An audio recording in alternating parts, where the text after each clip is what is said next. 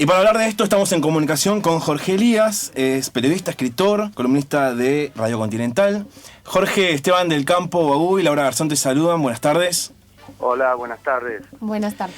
Estamos hablando un poco acerca del tema de Libia, lo que está pasando en Libia. Quisiéramos saber, en principio, ¿qué rol está jugando Occidente en este conflicto? Y Occidente está jugando un rol fundamental desde el momento en que los rebeldes, en cierto modo, han dependido primero de una resolución de las Naciones Unidas y después de la intervención de la OTAN para llegar de Bengasi, que fue su primer foco, su primera capital, a la capital del país, que es Trípoli.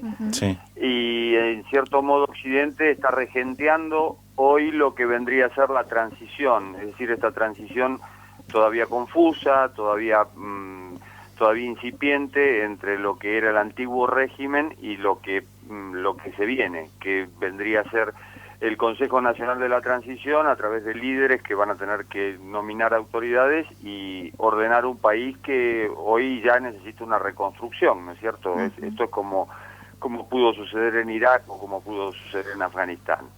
Entonces se podría decir que, por ejemplo, la intervención de la OTAN fue decisiva en todo este proceso. Desde luego, no podría haber sido de otro modo. Sin la intervención externa, el pueblo libio alzado en armas no iba a poder contra un ejército pertrechado hasta los dientes como el de Gaddafi, Sí. ni iba a poder ir más allá de lo que podía ser una protesta.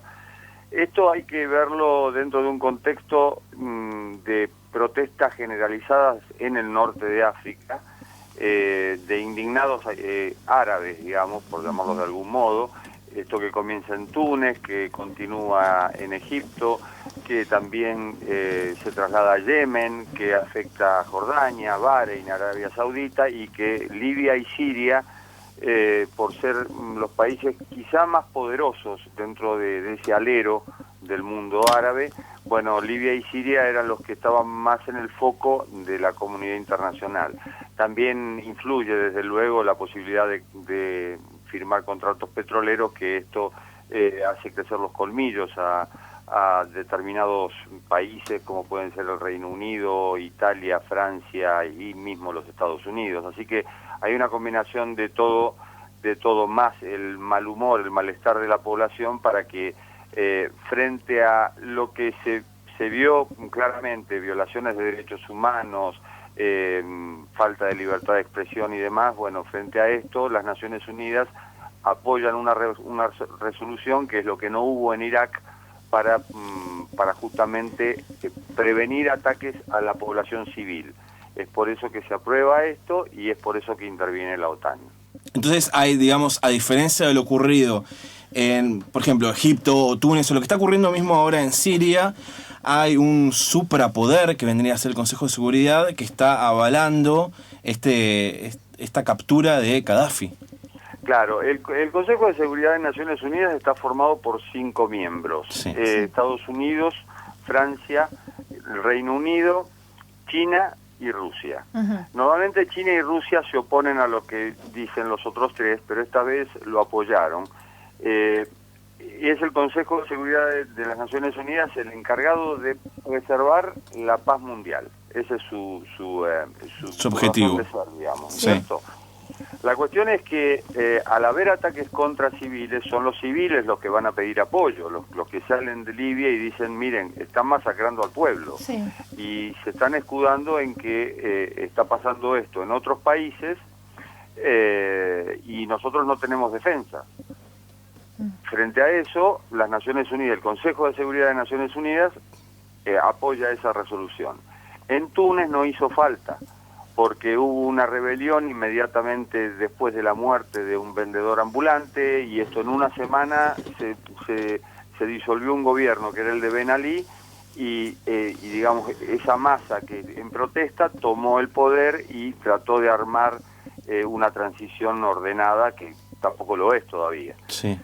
En el caso de Egipto pasó lo mismo, es decir, hubo una rebelión contra un régimen que se consideraba despótico, que era el de Mubarak, y también la gente salió a la calle, tomó la Plaza Tahrir, y a partir de ahí cayó el régimen de Mubarak.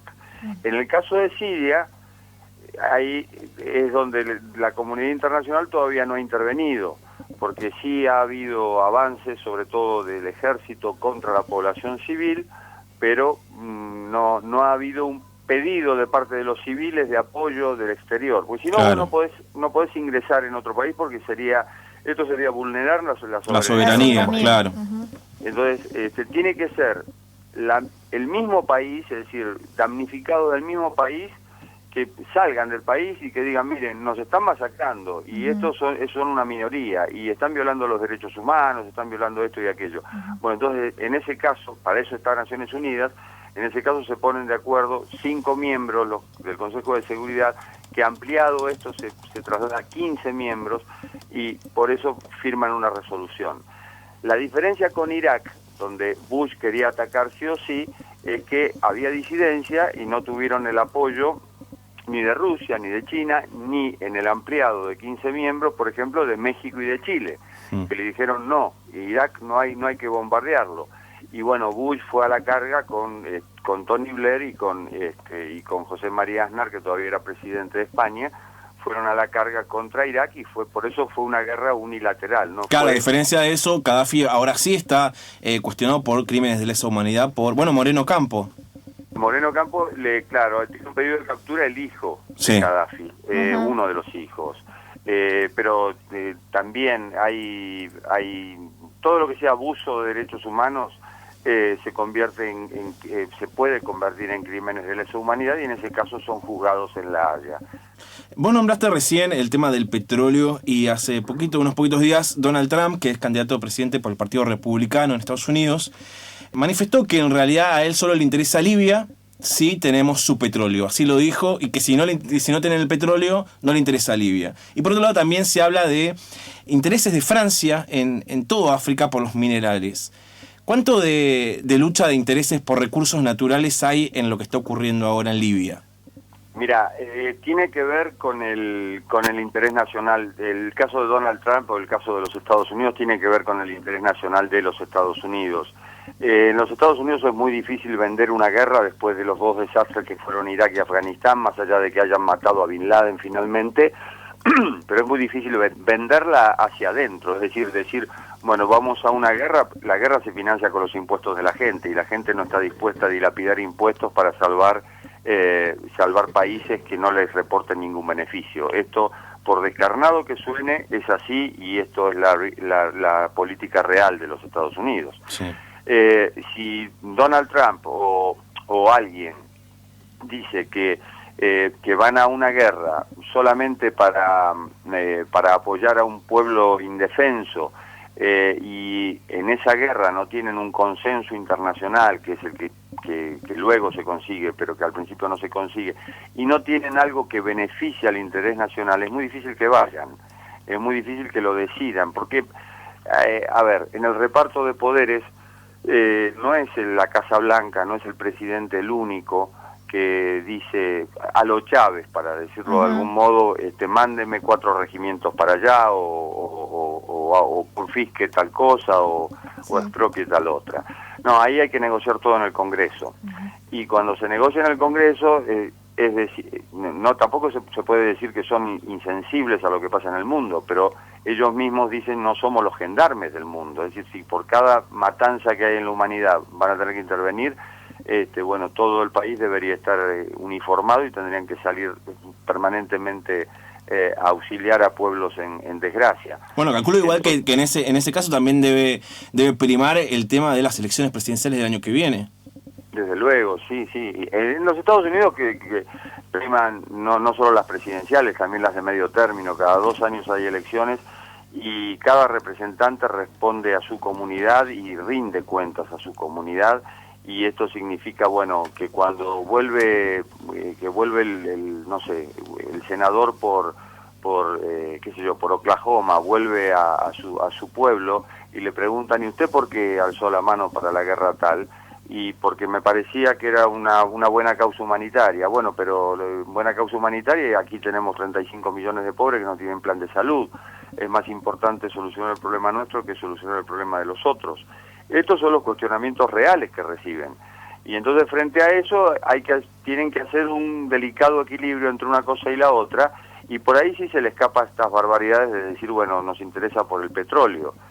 En el fondo interesa por el petróleo, en el fondo también interesa porque los propios valores que ellos tratan de inspirar en el exterior se verían seriamente deteriorados si no acuden en respuesta a un pedido de ayuda. Claro. ¿Sí? Que esta es la razón fundamental, el pedido de ayuda. Si no hay pedido de ayuda es invasión de un territorio extranjero. Y también se verían insensibles ante justamente lo que se les reclamó cuando fue lo de Irak, que es una resolución de Naciones Unidas. Hoy está la resolución y por eso tienen vía libre para intervenir, pero no en solitario, sino con la OTAN, es decir, con toda Europa, y no ingresar en el territorio, aunque han ingresado, no ingresar en el territorio, sino desde afuera bombardear.